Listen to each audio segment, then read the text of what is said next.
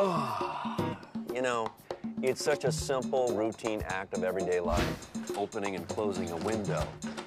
Yet I'm not really sure how or why this window glass started out as a heap of sand.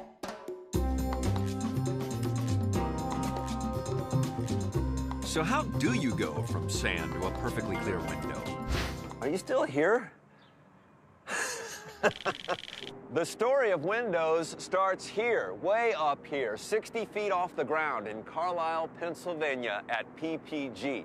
These are giant, massive silos that hold the key ingredients to glass.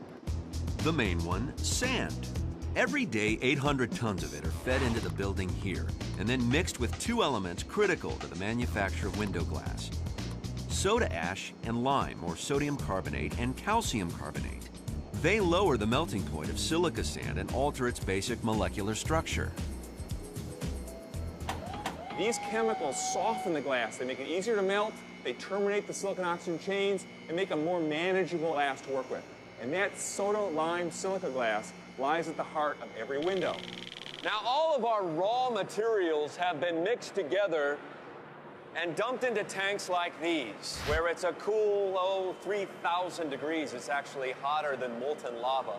And it will take 3 days for a single molecule of sand to get from this point all the way to the other end of the factory, where it actually starts to resemble a sheet of glass. All right, so we're wearing this protective garment for a reason, right? Right. We're wearing Kevlar gloves, fire retardant. We're dressed like big oven mitts. Right. Yeah, it's pretty hot where we are, but it's going to get a lot hotter in a second, right? Yep. So let's rake. Steve Anderson and I have to rake this batch quickly. The goal? Well, don't let the rake melt first, and spread out the mix to reduce air pockets that might form. We're pulling that whole raft over to the wall. Yeah, it's like tapping. Yeah, it's just like that. It doesn't take long for the batch to start looking less like sand and more like an overflowing volcano. The only way to see this river of glass is through these polarized metal masks. Without them, your vision will be, well, gone. There, inside that shiny surface on the bottom, that is liquid glass. For 10 hours, the molten mix is superheated behind thick walls to allow gas to bubble up and out. Bubbles drive glassmakers nuts. After all, nobody wants to look out a window you can't see through.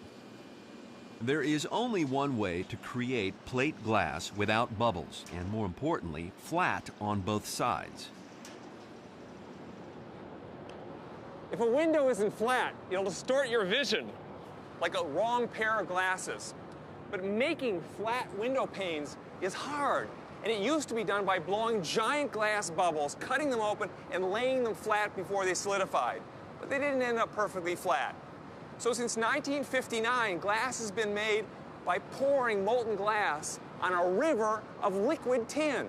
The surface of any vast, undisturbed liquid is flawlessly flat. Tin ingots are melted down, creating that perfectly flat surface. The glass pours onto the tin and immediately begins to cool. Tin and glass don't mix. Like oil and water, the lighter glass floats on the denser tin. And the result is a system where the liquid glass and liquid tin start at high temperature at one end of this giant river, and they cool. They're cooled deliberately until at the end, the tin's still liquid, but the glass is solidified. Compared to glass, tin's melting point is low. By the time it reaches this stage of the assembly, the glass hardens, floating on top of the molten tin like driftwood on water. Still very hot, as in 1,000 degrees Fahrenheit hot. The glass moves down the line in one long continuous sheet. It stretches 1/4 of a mile, and because of its length and temperature, it's surprisingly elastic and strong enough to really beat on. This glass, almost as hard as you want, and you won't break that glass. It's extremely strong and it's pristine. Steve, I think you've actually proved your point there. So from here to there, you need to bring it down about 100 degrees? 100 degrees, and that's why we have such a long cooling conveyor, is to allow it just to cool down naturally. A robot then cuts this long ribbon of glass into slabs that run about 12 feet across. These long pieces of glass have been cut, and in a moment they'll be packaged and then shipped to their distributors, where they'll be turned into windows.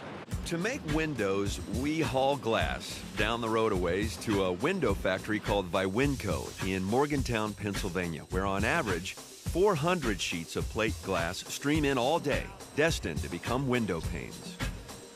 Working with this stuff can be very dangerous.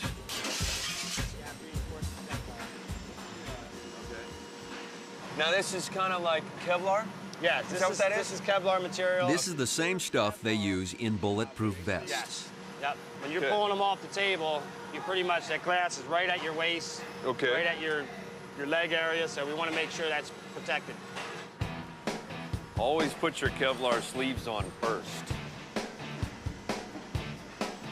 Andy, dare I ask, has anyone ever been cut? Yes.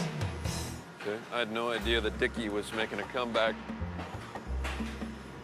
Lou, suit up, my friend. You got to put it on.